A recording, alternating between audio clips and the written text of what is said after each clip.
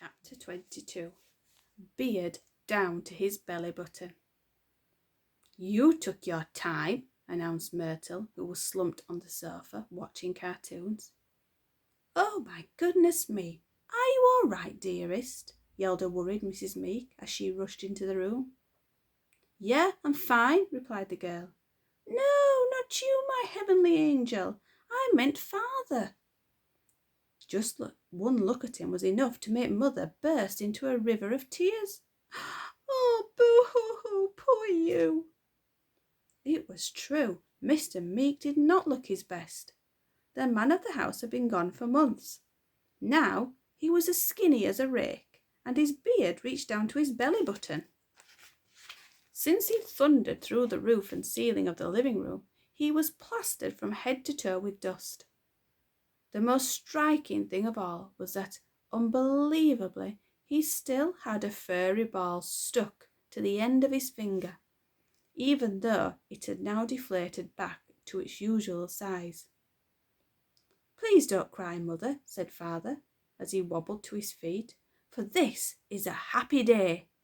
Behold!" Slowly he lifted his finger into the air. "Look what I have for our darling daughter." Mrs. Meek looked on in awe at this new heroic Mr. Meek. Now she was crying tears of pride.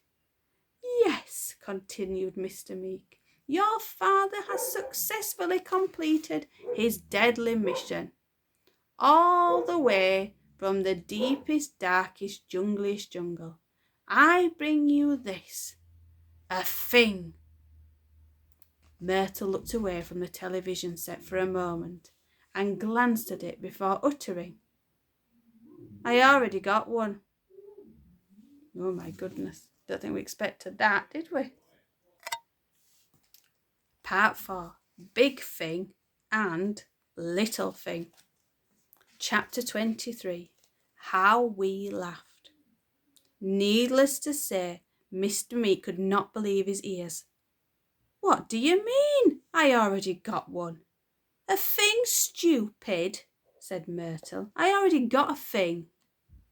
The girl pointed to a little cage in the corner of the room. "Look, dummy." In a state of shock, Father paced over and peered through the bars.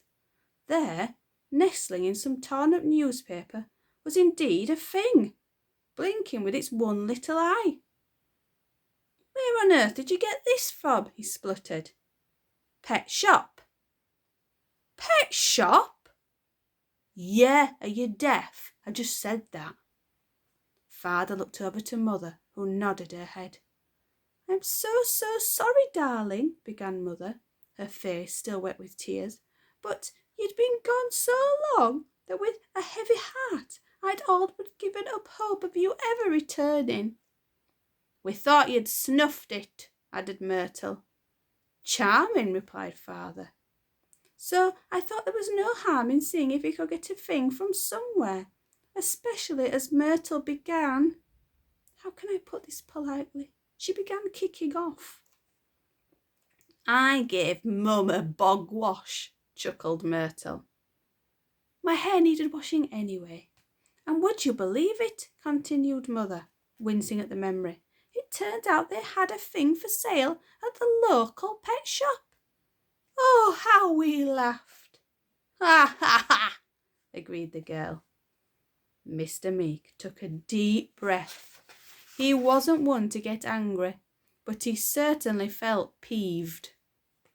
"I've travelled thousands of miles," sputtered Father, "very nearly been eaten alive, and there was a Fing in the local pet shop all along." "I am so sorry, dear," replied Mrs. Meek.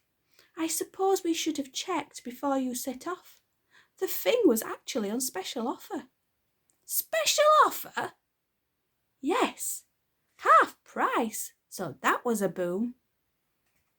Father looked as if he were about to burst into tears. He slumped down in what was left of his armchair. "Ouch!" Mr. Meek still had the Monsterpedia stuffed down the back of his trousers.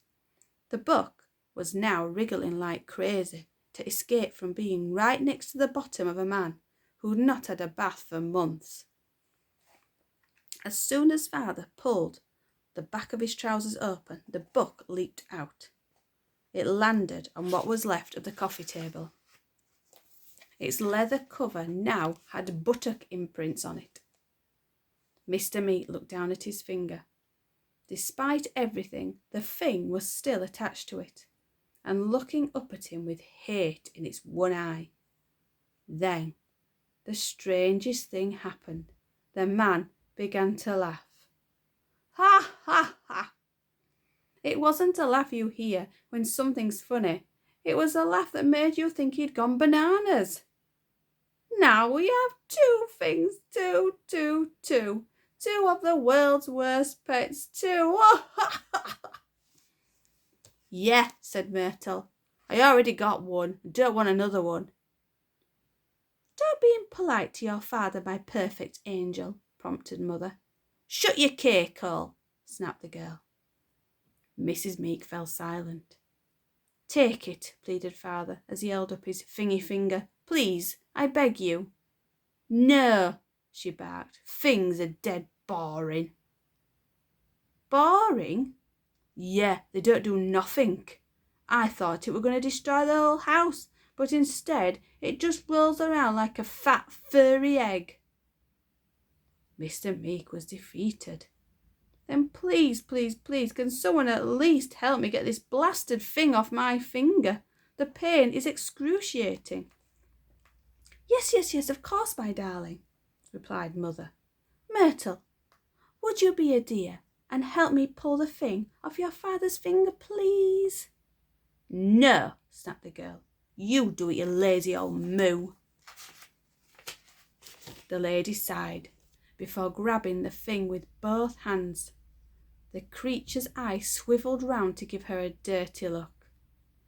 Heave, ordered Mr. Meek. Mrs. Meek did her absolute best heaving, but the thing did not budge an inch. Heave! Again, nothing. Heave! Nothing. The poor lady was pooped.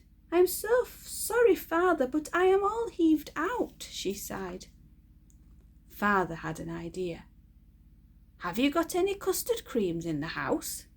No, replied Mother, not one. We did have a whole tin, but the thing scoffed them all in seconds. That gave Father an idea. Then that must be the only way to get this wretched thing off, he announced. With a...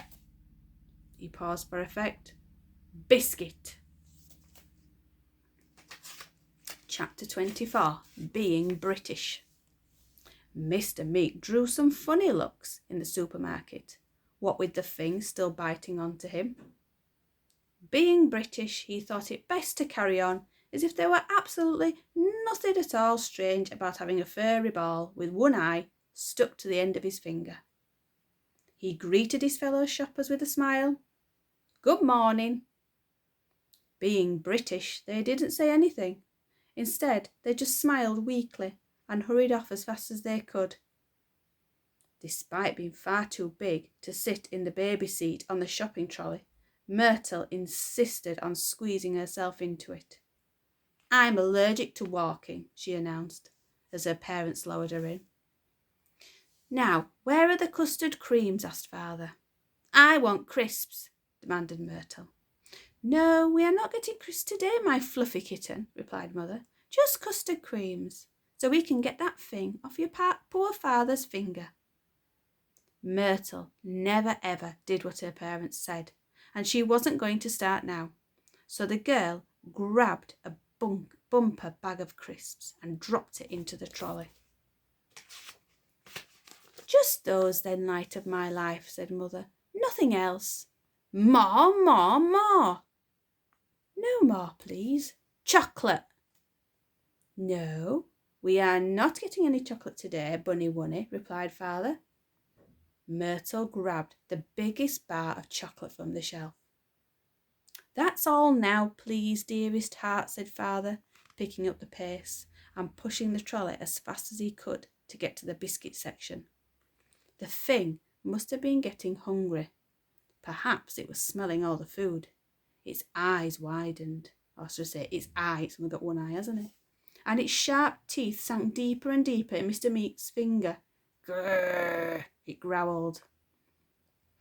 Ma, ma, ma. I said no more, please, pleaded Mother. Sweets.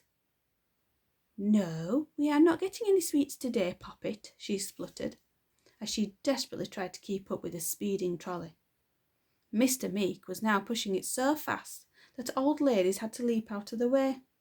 Sorry, he exclaimed, as some poor old dear landed in the deep freeze. Please don't apologise, she called back. I needed some frozen peas. All the time, Myrtle was grabbing bags and bags and bags of sweets and dropping them into the trolley.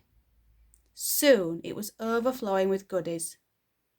No more sweets, Boo-Boo, said Mr. Meek, as he now sprinted down the aisle. He began to feel light-headed with the pain. It felt as if the Fing was going to bite his poor finger off. Just then, a bulky security guard trundled round the corner and barked, Stop that trolley. Read some more another day. Okay.